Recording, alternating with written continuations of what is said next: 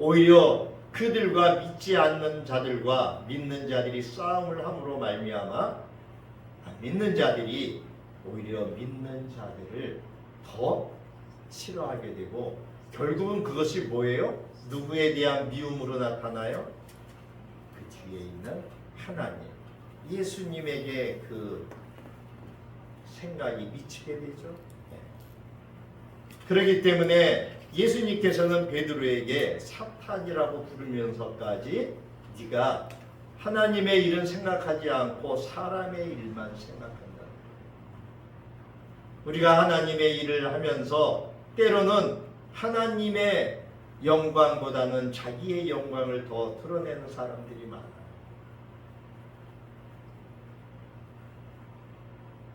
목사의 세계에서도 결코 이런 일들이 자주 일어나죠. 오히려 전도를 하면서 그 저기들과 길거리에서 싸우고 파출소까지 끌려가고, 하나님의 일을 한다고 하면서 하나님의 영광을 가리는 이러한 사람들이 있어요. 그러한 목사들이 있어요. 하나님의 일을 하는 겁니까? 아니죠. 하나님의 일을 생각하는 게 아니라 자기의 영광을 위해서 그 일을 하는데 부딪히니까 싸움이 이루어지고 결국은 같이 파출소에 가서, 그게 무슨 저기 하나님의 영광을 위한 일이에요. 그죠? 그렇기 때문에 우리가 하나님의 일을 할 적에는 이렇게 우리가 조심해야 돼요. 그리고 기도를 많이 해야 돼요. 그래서 베드로처럼 이렇게 하나님의 영광을 가리는 일, 이런 데 앞장서서 나서서는 안 되겠죠. 자, 그 다음에 말씀에 24절에 그래서 예수님께서 이 이야기를 하시는 거예요. 24절에 보니까 이에 예수께서 제자들에게 이르시되 누구든지 나를 따라오려거든 자기를 부인하고 자기 십자가를 지고 나를 따를 것입니다. 누구든지 제 목숨을 구원하고자 하면 잃을 것이요 누구든지 나를 위하여 제 목숨을 잃으면 찾으리라. 우리가 예수를 따라가는 길은 쉬운 일이 아니죠. 쉬운 일이 아니에요. 같은 한 혈육끼리도 집안에서도 예수를 믿는 사람과 예수를 믿지 않는 사람들이 다툼을 일으켜요. 그래서 형제 간에 또 부모 간에 자식 간에 의가 끊어지고 사랑보다는 미움이 앞장서고 증오가 앞장서고, 우리가 이 길을 가기 위해서는 어떻게 해야 돼요? 자기를 부인하고 자기를 내려놔야 돼요. 누구만 생각해야 돼요? 주님만, 예수님만, 하나님만 생각해요. 그래서 우리가 예수를 믿을 적에는 예수님처럼 우리도 십자가를 져야 돼요. 그래서 자기 십자가를 져야 돼요. 그것이 그 핍박이 자기가 져야 할 십자가예요. 예수님께서 왜 십자가를 지셨어요? 나를 구원하시기 위해서. 예수님은 예수님 자신의 모든 것은 다 버리셨어요. 내려놓으셨어요. 하늘의 영광, 하나님의 아들, 창조주이신 그 예수님께서 자기의 모든 영광을 버리고 이 땅에 사람으로 오셨어요. 그리고 사람들에게 어떤 미움과 또 사람들에게 어떤 행패를 당해도 거기에 대해서 항변하지 않으셨어요. 자기 십자가를 지셨어요. 예수님이 지신 십자가가 그것이라는 것을 예수님은 아셨기 때문에, 하나님 아버지의 뜻이 그것인 것을 아셨기 때문에 자기를 부인하고 자기 십자가를 지고 십자가 골고다 길을 묵묵히 가신 거예요.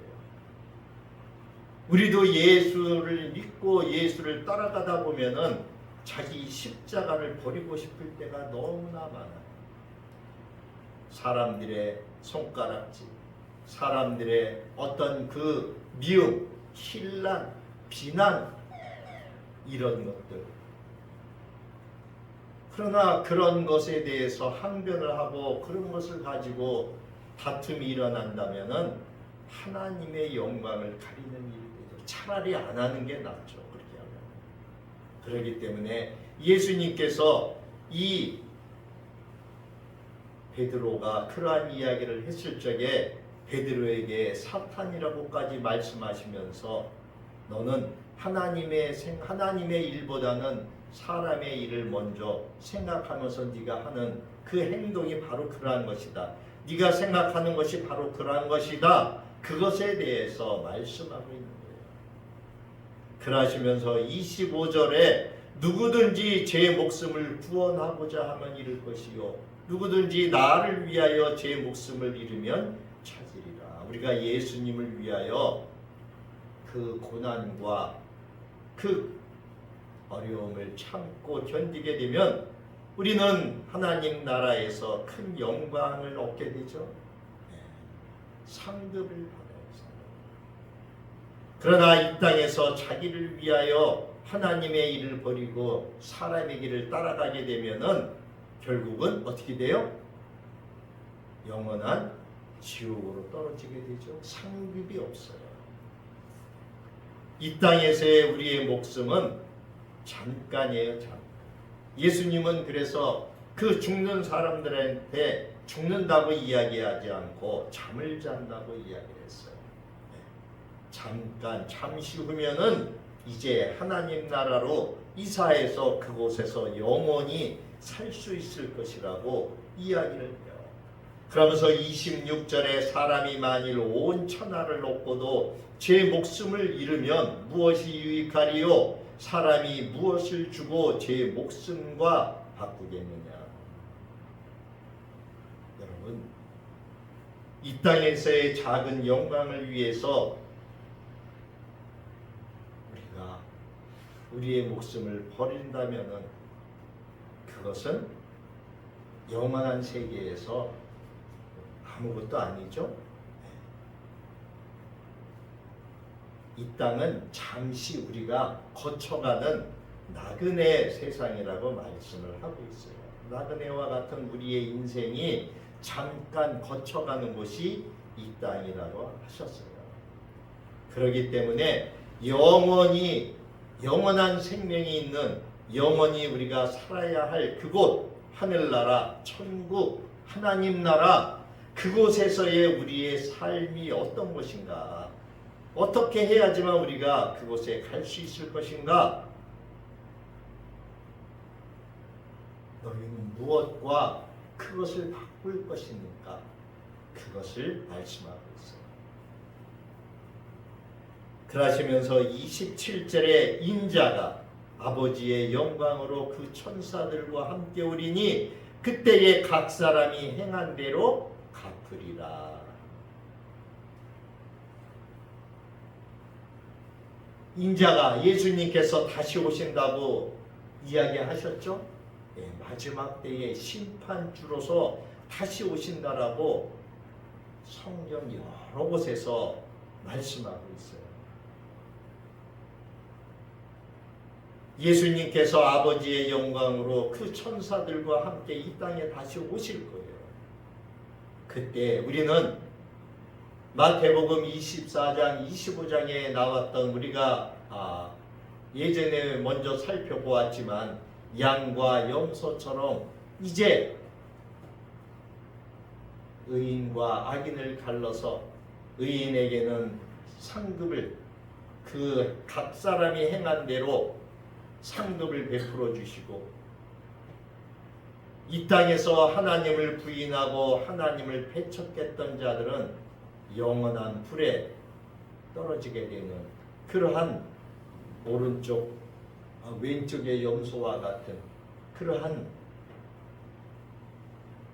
지옥으로 떨어지는 것에 대해서 말씀하셨어요. 28절에 진실로 너희에게 이르노니 여기 서 있는 사람 중에 죽기 전에 인자가 그 영광권을 가지고 오는 것을 볼 자들도 있느니라.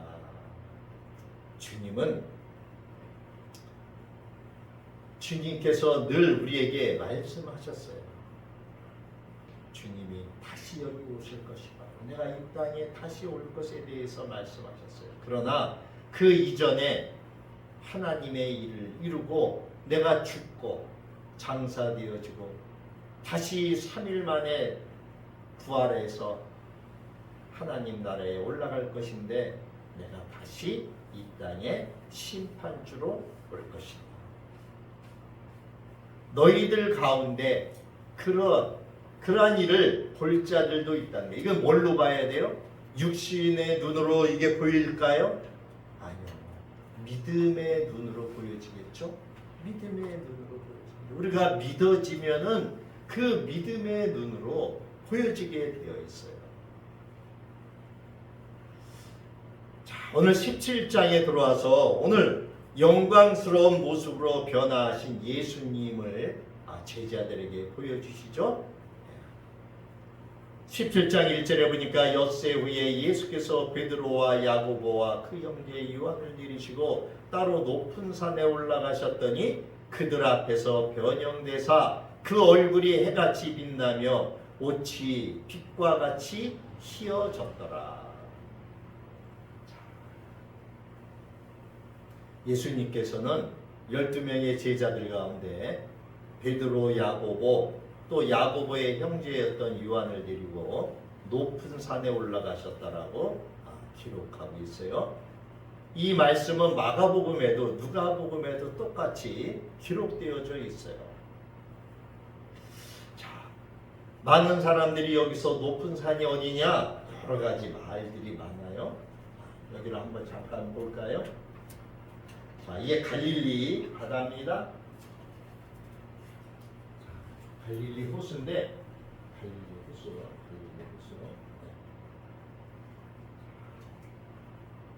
이 제가 이스라엘에 갔을 적에 어디에 있었나? 이 갈릴리에 갔을 적에 거기에 이게 배의 이 밑창이에요. 이게 배라면은 그 당시 예수님 당시의 배예요. 그 배에 이게 돛대가 있고 이 배의 요 밑에 부분을 이걸 건져 올린 거예요. 이렇게 전시가 되어 있어요. 갈릴리 바다. 굉장히 크죠? 그래서 요거와 똑같은 배들이 지금도 거기서 만들어 놓고 관광을 시켜줘요. 이 배를 탈 수가 있어요. 자, 예. 이 게네사렛 지역이었네.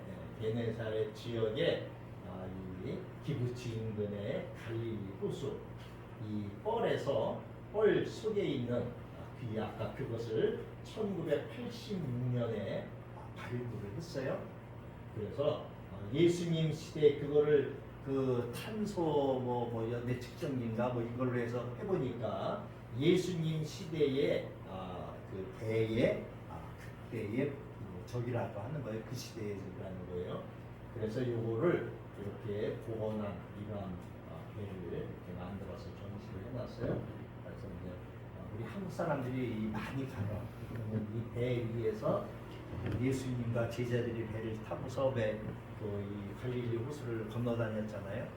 우리도 그 중간에 가가지고 거기서 선상 예배를. 근데 이 가이드가 이 배를 젓는 그 선장이 얼마나 한국 사람들이 많이 오는지 한국말을 안녕하세요 막 이렇게 하면서 한국말로 설명을 해주고 그래요. 이게 베드로가 살고 있던 그 지역에 그 갈릴리 그 지역에 있죠. 주변에 있는 이게 그 회당이에요. 회당. 오늘날 이야기하면 교회죠. 전에 한번 보여드렸던 거예요. 이렇게 이 그림 보여드렸죠. 이렇게 터전들이 있어요. 제사장들이 쓰는 이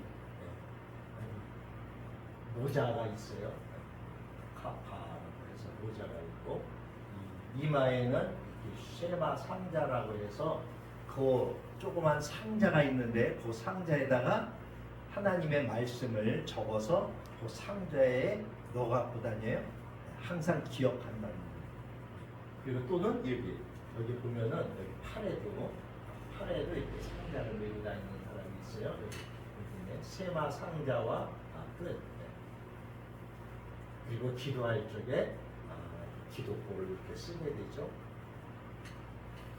그리고 그 옷이 달려져 있는 이러한 복장들을 입고 있어요. 지금도 이스라엘에 가면은 이렇게 입고서 성전 벽에 나와서 기도.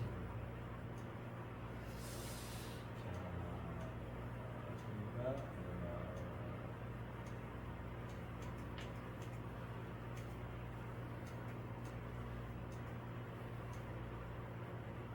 이게 그때 우리 오병이어, 칠병이어의 그 기적할 적에 12광줄이 이렇게 걷었다고 그랬잖아요. 이게 그 당시에 갖고 다녔던 광줄이에요.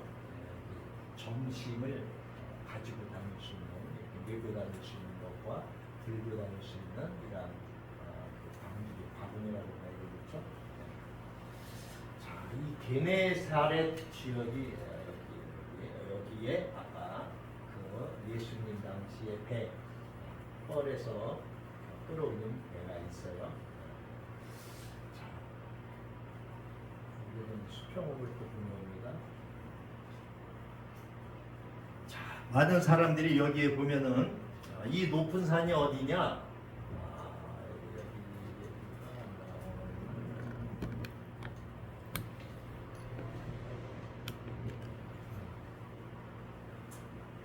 갈멜산이고 이제 이게 지금 다볼산.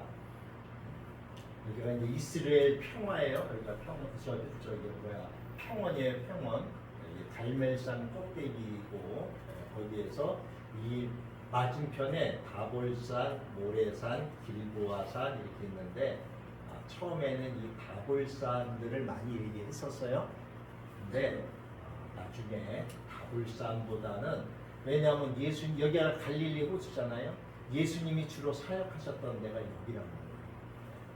그래서 거기보다는 지금 수평으로 본 거예요. 이쪽에 지중해 쪽에서 다볼산, 모래산, 길보아산이 있는데 다볼산이 좀 낮아요.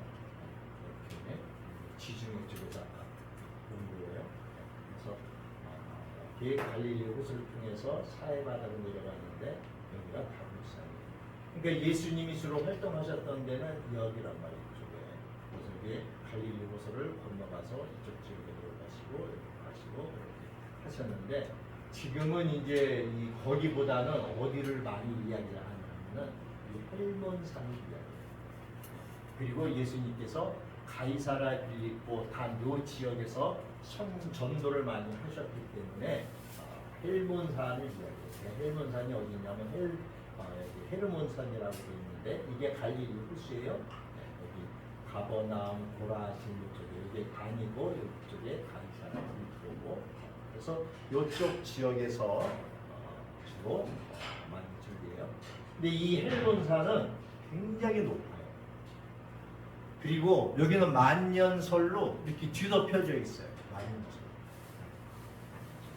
그래서 이 헬몬산에서 이 눈이 녹은 그 물이 이 헬몬산에서 눈이 녹은 그 물이 이렇게 흘러내려와서 이 갈릴리 바다로 호수로 이 물이 흘러들어와요.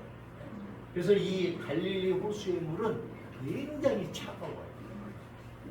그리고 이 갈릴리 호수의 물이 이제 요단강을 따라서 이 사해 바다로 내려와요. 근데 여기는 이제 이게 저기가 없어요. 이게 마지막 끝이에요. 그러니까 물이 더 빠져나갈 데가 없죠. 그러니까 여기에 모이게 돼 있어요. 근데 이 지역이 온도가 높으니까 이 물들이 계속 증발할 거 아니에요. 그래서 이 내려오면서 이 주변의 광물들을 다 흡수하고 내려와서 여기 소금산도 있어요. 소금기가 많아요. 그러다 보니까 이 바다가 사해 바다, 죽은 바다라는 거예요. 네? 그래갖고 염분, 소금기가 얼마나 많은지 여기에 가면은 그냥 사람이 그냥 떠요, 둥둥둥. 그래서 오늘날 이 헬몬산이 굉장히 높기 때문에 지금 예수님이 그 높은 산에 올라가셨다라고 하는 데가 헬몬산이라고 이야기를 하고 있어요. 그래서 가이사라 빌립보라든지 이쪽 지역 여기에서 주로 활동을 많이 하시고 이렇게 왔다 갔다 하시고 하셨기 때문에 지금 거기다라고 이야기를 해요. 그래서 여기 보시면 알겠지만 눈으로 덮여 있죠. 밑에는 지금 아직 이게 봄이 아니라 이렇게 좀 황무지가 많은 저기인데 푸르른 이렇게 저기가 됐어도 여기는 눈으로 덮여져 있어요. 이렇게 겨울에는 안에 눈이고 그래서 거기를 지금 이야기를 하고 있어요. 자 보면은 자 한번 이제 말씀으로 가볼까요? 자 엿새 후에 예수께서 베드로와 야고보와 형제 요한을 내리시고 따로 높은 산에 올라가셨더니 이 높은 산이 지금 헬몬산을 이야기를 하고 있다라고 하는 것을 제가 잠깐 말씀드렸어요. 이 먼저 있던 이 다볼산 맨 위에 있는 다볼산 이 다볼산은 높이가 570m밖에 안 돼요. 그러니까 낮죠? 그래서 높은 산이라고 이야기하기로는 거리가 멀어요. 더구나 이 가이사라 빌립보보다는 굉장히 밑에 있죠?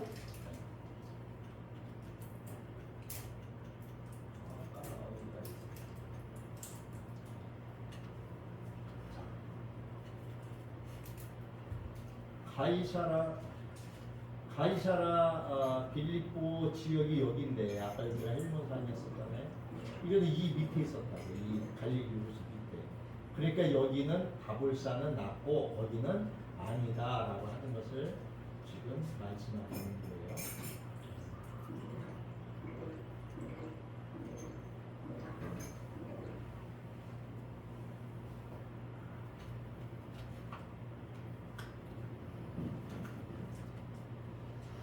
그래서 이 가이사라 빌립보에서 가버나움으로 가는 길에 있지 않고 훨씬 더 남쪽에 이 다볼산이 위치하고 있고 그리고 예수님 당시에는 이 다볼산은 꼭대기가 성벽으로 둘러싸여 있는 요새였었어요. 그래서 예수님께서 이 같은 산에서 그 같은 변형된 모습을 보여주시기는 어려웠을 것으로 이렇게 추정합니다. 그래서 이 다볼산이었다라고 하는 이 주장이 점점 약해지고 오히려 헬몬산 여기를 이야기하고 있어요. 그래서 아까 말씀드린 것처럼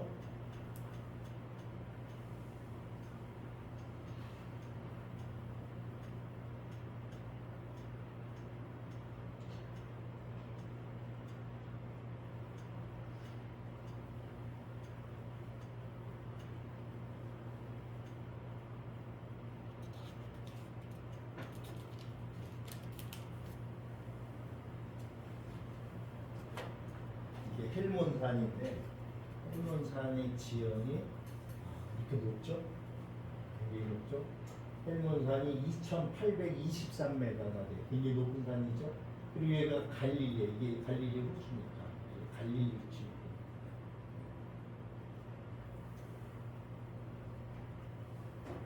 갈릴리. 그래서 여기가 다음 지역. 수평으로 뭐 뜻일 것 같아요.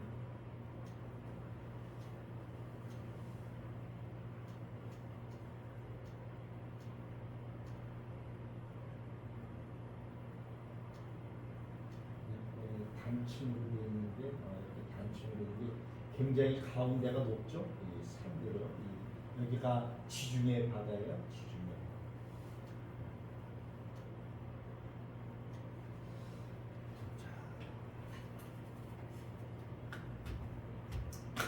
그래서 아무튼 이 헬몬산은 해발이 2814m에 굉장히 높은 산이에요. 그리고 그 주변에 빌립보 가이사라가 있었기 때문에 근접성도 좋아요.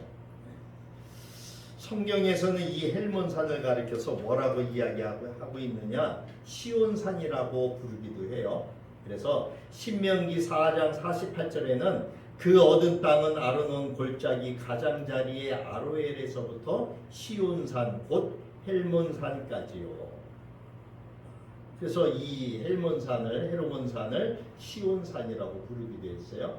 또 베드로도 이 헬몬산을 거룩한 산이라고 불렀어요. 그래서 베드로후서 1장 17절 18절에 보면 지극히 큰 영광 중에서 이러한 소리가 그에게 나기를 이는 내 사랑하는 아들이요 내 기뻐하는 자라 하실 때에 그가 하나님 아버지께 영광과 존귀를 받으셨느니라. 이 소리는 우리가 그와 함께 거룩한 산에 있을 때에 하늘로부터 난 것을 들은 것이라. 오늘 본문 말씀에 베드로와 야고보와 형제를 들고 갔을 적에 소리가 났잖아요. 그죠? 하늘로부터. 그래서 베드로는 이 거룩한 산 이렇게 불렀어요. 여기에서 예수님의 몸이 변화되신 것을 보게 돼요. 여기 2절에 보니까 그 높은 산에 올라가셨는데 17장 2절에 보니까 그들 앞에서 변형되사 그 얼굴이 해같이 빛나며 옷이 빛과 같이 휘어졌더라. 제자들도 예수님의 모습을, 이런 변형된 모습을 처음 보죠. 그동안 맨날 같이 이렇게 뭐 전도하러 다니고 이렇게 하나님 말씀 증거하러 다니고 이렇게 했지만 예수님의 이러한 변형된 그러한 신과 같은 모습은 처음 보게 되는 것이죠. 근데 더 놀라운 일이 벌어졌어요. 3절에 그때의 모세와 엘리야가 예수와 더불어 말하는 것이 그들에게 보이고 그들의 영의 눈이 띄어졌어요. 그 높은 산에 올라갔을 적에 그들의 영의 눈이 떠져가지고 거기에 모세, 엘리야, 예수 세 분이서 이야기하는 것을 그들이 눈으로 보게 된 거예요. 그러니까 베드로가 완전히 황홀경 속에 지금 들어간 거 아니에요? 그랬더니 베드로가 뭐라 그래요? 역시 베드로는 성격이 급하고 베드로는 그래도 과감해 당차, 그죠? 여기 보니까 그렇게 예수님한테 혼났는데도 4절에 뭐라 그래요? 베드로가 예수께 여쭈어 이르되 주여 우리가 여기 있는 것이 좋사오니 만일 주께서 원하시면 내가 여기다가 초막 셋을 짓되 하나는 주님을 위해서, 하나는 모세를 위해서, 하나는 엘리야를 위해서 내가 짓겠습니다. 참 베드로는 그래도 용기 있는 것 같아요. 금방 혼났었는데 좀 전에 아까 불과 혼난 지가 하루 이틀밖에 안 됐을 것 같은데. 자, 예수님께서 그곳에서 그 높은 산에서 변형된 모습으로 제자들에게 자신을 나타내 보이시죠? 자, 그들이 베드로가 그 고백을 했잖아요. 사람들은 나를 누구라고 하냐? 그랬더니 뭐 더러는 누구는 뭐 엘리야라, 누구는 뭐 에레미야다, 누구는 뭐 어떤 선지자다 이렇게 얘기를 그런 얘기를 합디다. 그러니까 예수님이 그 제자들, 그럼 니들 생각은 어떠냐? 너희들은 나를 누구라고 생각하느냐? 다른 제자들은 다 대답을 못하고 있는데 베드로가 용감하게 주는 그리스도시요 살아계신 하나님의 아들이십니다. 그 이야기를 했단 말이에요. 그러니까 예수님이 베드로를 또 칭찬했잖아요. 그죠? 그랬는데 이제 그러고 나서 조금 얼마 안 돼 갖고 또 예수님이 이제 내가 예루살렘에 가면은 이제 내가 고난을 받고 내가 죽어야 된다. 하나님의 뜻이다. 라고 이제 좀 얘기를 하니까 베드로가 아이고 예수님 무슨 말씀입니까? 아이고 안 됩니다. 이런 일이 결코 주한테 일어나서는 안 됩니다. 막 그러니까 예수님이 또 베드로를 나무라잖아요. 네. 엿새 후에 6일이 지난 후에 예수님께서 베드로, 야고보, 요한을 데리고 바로 이 헬몬산에 가셨는데 거기에서 예수님의 변형된 모습을 제자들이 보게 되죠. 여기서 이 변형됐다라고 하는 것은 헬라어의 메테모르포데라고 하는 단어인데 이 외형적인 변화만을 이야기하는 게 아니고 내면으로부터 변화가 돼서 그 본질적인 형체가 바뀐 모습, 그것을 이야기해요. 그러니까 다시 이야기하면은 예수님이 부활하신 후에 가지고 있는 부활체의 몸, 신령한 그 몸, 바로 그 단어예요.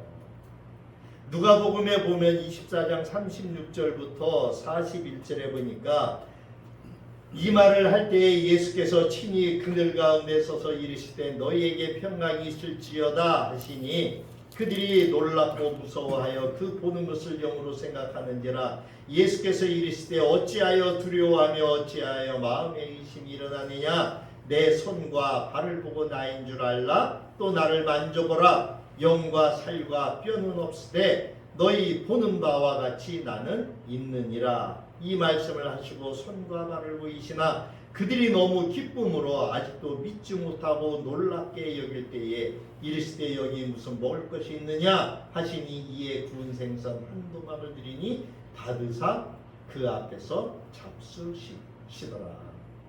예수님이 돌아가시고 난 이에 부활하신 모습으로 이 땅에서 40일 동안 계셨잖아요.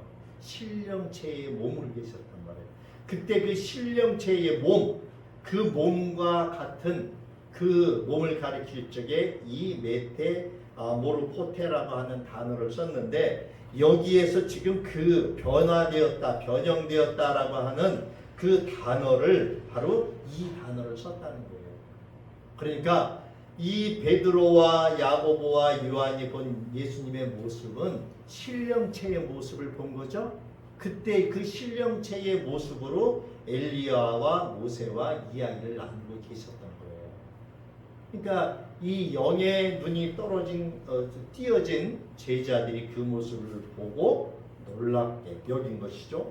뿐만 아니라 요한도 요한복음 20장 26절 27절에 보면 8해를 지나서 예수님이 이제 부활하신 후 다시 8해를 지나서 제자들이 다시 집안에 있을 때에 도마도 함께 있고 문들이 닫혔는데 예수께서 오사 가운데 서서 이르시되 너희에게 평강이 있을지어다 하시고 도마에게 이르시되 내 손가락을 내밀어 내 손을 보고 내 손을 내밀어 내 옆구리에 넣어보라. 그리하여 믿음 없는 자가 되지 말고 믿는 자가 되라. 자, 요한도 예수님을 만났죠. 예수님께 그 요한이 반모 섬에 있을 적에 이 사도 요한에게 나타난 예수님, 바로 이 예수님이 신령체의 몸이었어요. 나중에 이 요한이 요한복음을 쓸 적에 바로 그 말을 쓴 거예요. 그래서 요한복음에도 그 말씀을 쓴 거예요. 예수님 예수님이 부활하신 후에 제자들을 만났을 적에 마침 그 자리에 도마만 없었잖아요. 나중에 도마가 왔는데 우리가 예수님을 만났다 그러니까 도마가 믿지 못하잖아요. 내가 예수님을 내 눈으로 보고 내가 그 못 박힌 손과 이 창 찔린 이 창자국을 보지 않고는 내가 믿을 수가 없다고 하잖아요. 나중에 제자들이 모여 있을 적에 예수님이 그들 가운데 벽을 그냥 통과하셔서 나타나잖아요. 그러면서 도마한테 이 이야기를 하잖아요. 내 손가락을 이리 내밀어서 내 손을 만져보라는 거예요. 그리고 내 옆구리에다가 여기다 넣어보라는 거예요. 그 이야기를 요한은 나중에 요한복음 기록할 적에 그 이야기를 지금 쓰고 있는 거예요. 이때 이 영의 몸으로 나타나신 예수님의 그 신령한 그 몸, 그 몸을 똑같이 이야기하고 있어요. 뿐만이 아니에요. 사도 바울도 고린도 전서에 그 이야기를 하고 있어요. 또한 고린도전서 15장 51절부터 53절에 보면은 사도 바울이 이렇게 기록하고 있어요.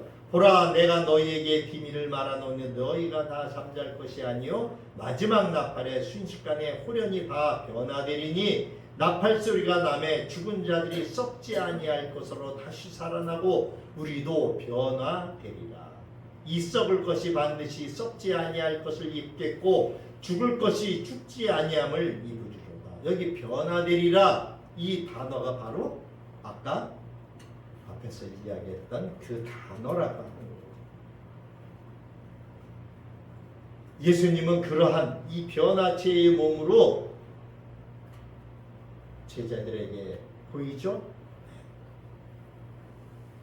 놀랍게도 그들 또한 예수님과 같은 영적인 육체를 가지고 서 있어요. 누구? 모세와 엘리야.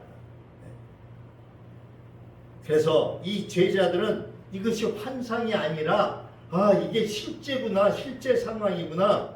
그들이 모세와 엘리야를 보게 됩니다. 그래서 너무나 황홀했기 때문에 베드로가 여기서 또 불쑥 그 얘기를 하잖아요. 여기가 너무 좋다고.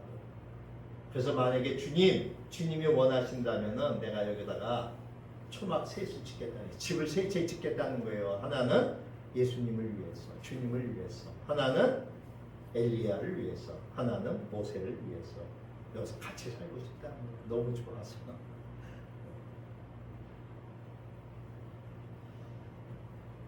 그러나 모세와 엘리야가 이 변화산에서 예수님을 만나러 온 이유가 있죠. 제자들은 이 변형되어진 예수님의 모습을 보고 많은 생각을 했을 거예요. 그렇죠? 그들에게 확실한 믿음을 예수님이 심어주죠. 이 모세와 베드로와 야고보와 요한은 아마 믿음이 더욱 견고해졌을 거예요. 예수님은 이 일을 통해서 예수님의 신성을 드러내죠. 그리고 예수님 자신이 하나님의 아들이시라고 하는 것을 더욱 확실하게 제자들에게 보여주셔요. 그리고 거기에 모세와 엘리야가 나타난 것은 이 당시 유대인들은 확실하게 뭐라 그래요? 구약 성경을 율법과 선지자라고 이야기했어요. 그런데 모세와 엘리야가 누구예요? 구약을 대표하는, 구약의 율법과 선지자를 대표하는 사람이 바로 모세와 엘리야잖아요. 그죠? 네. 그리고 그들은 하나님과의 관계에 있어서 아주 특별한 위치에 있던 사람들이에요. 모세는 하나님께서 나는 모세하고 직접 대면해서 얘기한다고까지 하셨어요. 그죠? 엘리야는 하나님이 얼마나 사랑하셨는지 죽지 않고 하늘로 그냥 데리고 가셨죠? 이 모세와 엘리야는 다른 사람들하고는 차원이 다르죠.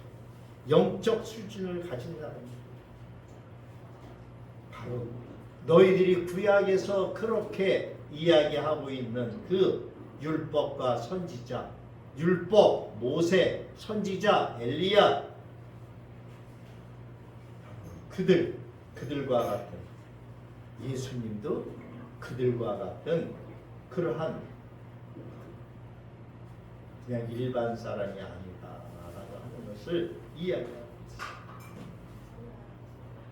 이들이 예수님과 함께하는 그 제자들에게 그 자신들의 모습을 보여주려고 하늘에서 내려왔어요. 이러므로써 예수님이 누구인지 증명하고 제자들로 하여금 예수님에 대해서 확신을 가지고 너희가 모시는 그 예수가 바로 하나님의 아들, 베드로가 고백했던 그리스도요 하나님의 아들이라고 하는 그 확신을 심어주죠.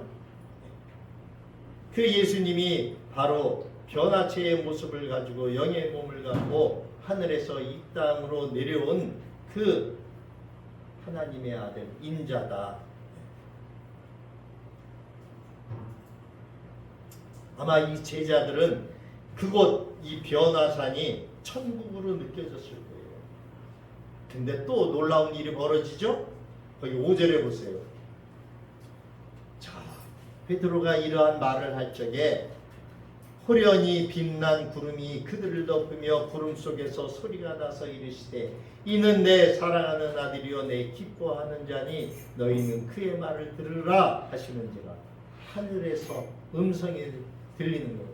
이 베드로와 야고보와 요한의 귀에 분명하게 들리는 거예요. 하늘에서 하나님의 음성을 이들이 예수님에 대해서 확실하게 그 모습뿐만이 아니라 하나님이 증거해 주시죠. 예수가 내가 사랑하는 내 아들이다. 어느 누구도 하나님의 음성을 듣지 못했는데 이 베드로와 야고보와 요한은 참 은혜를 받았죠. 네, 은혜를 받았어요. 근데 하나님의 음성을 들은 이들은 어땠어요? 6절에 제자들이 듣고 엎드려 심히 두려워했다고 했어요. 이 두려워한 사람은 이들뿐만이 아니죠. 옛날에 이사야 선지자도 하나님을 만나봤을 적에 자기가 죽은 것 같이 되었다고.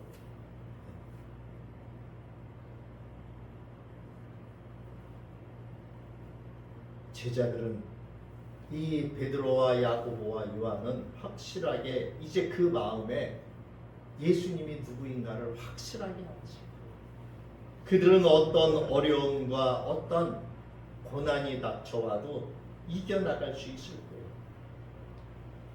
제자들이 너무 두려워하니까 예수님께서 제자들의 몸에 손을 대시고 두려워하지 말라고 하죠.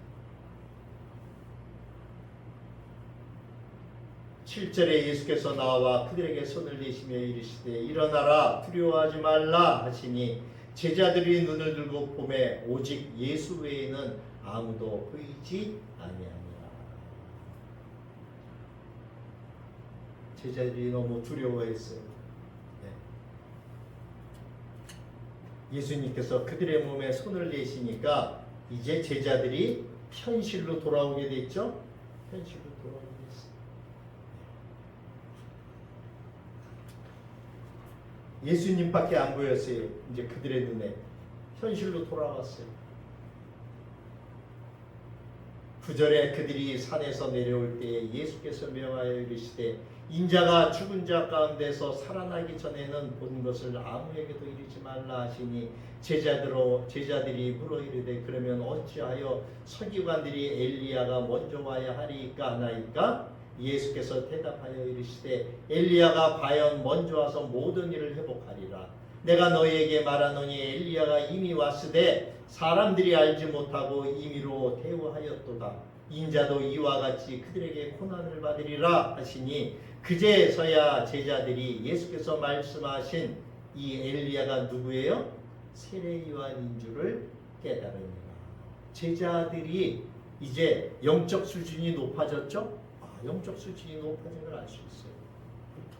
예수님은 제자들과 산에서 내려올 적에 그 모습을 아무에게도 이야기하지 말라고 했어요.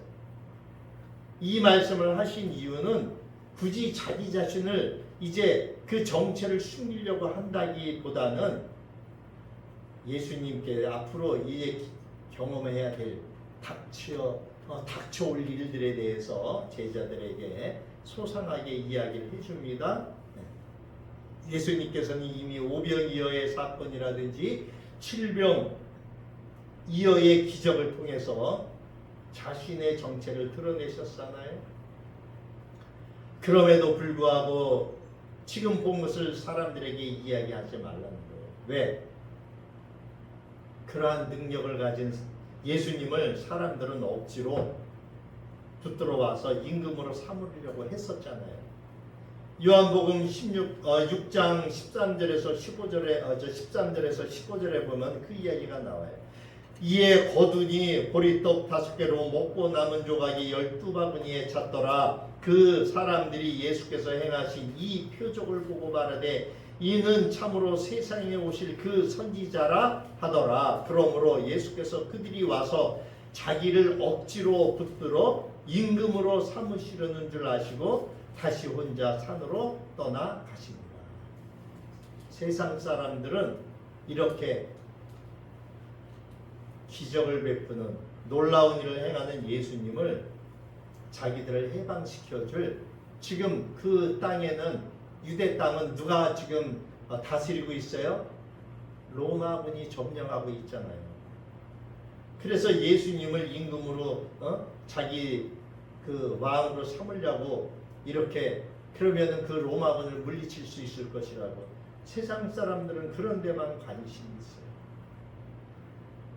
그래서 만일 이러한 모습을 그 베드로나 야고보나 요한이 이야기한다면은 이제 예수님이 하나님의 아들이라고 하는 진정한 그 하나님의 뜻을 행하기보다는 예수님을 그들의 정치적인 지도자로 추대하려고 할 거예요. 그렇기 때문에 때가 되기 전에, 부활하신 이후에는 그 이야기를 알리지 말라고 당부했습니다.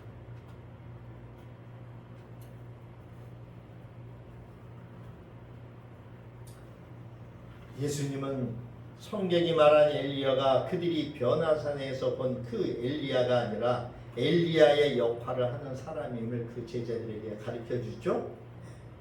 그래서 11절에 예수께서 대답하여 이르시되 과연 엘리야가 먼저 와서 모든 일을 회복하리라.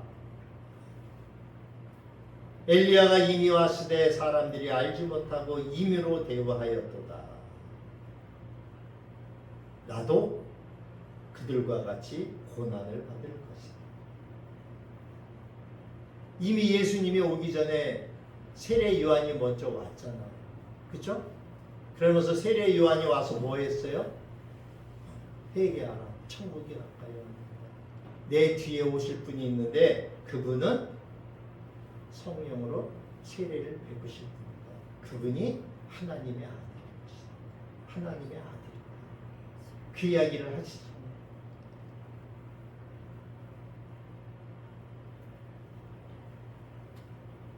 제자들이 예수님이 엘리야와 같은 사역을 한 그 세례 요한, 이제 예수님도 그 세례 요한처럼 하나님의 일을 행하고, 이제 세례 요한처럼 예수님도 돌아가시고 그리고 다시 부활하셔서 하늘나라, 하나님 계신 그 나라로 갈 것이다. 이 이야기를 지금 제자들에게 가르쳐주고 있어요. 말하고 있어요. 여러분, 우리가 하나님의 말씀을 믿는다라고 하는 것은 굉장히 중요하죠. 이 말씀을 믿지 못하면은 아무 소용이 없어요. 하나님께서 우리에게 하신 이 말씀을 우리가 믿어야 돼요. 그 믿어지는 것이 그게 믿음이에요. 믿어야 돼요. 믿어지지 않더라도 우리가 믿으려고 노력을 해야 돼요. 세상 사람들은 믿으려고 하지를 않아요. 그냥 한 귀로 듣고 한 귀로 들어요.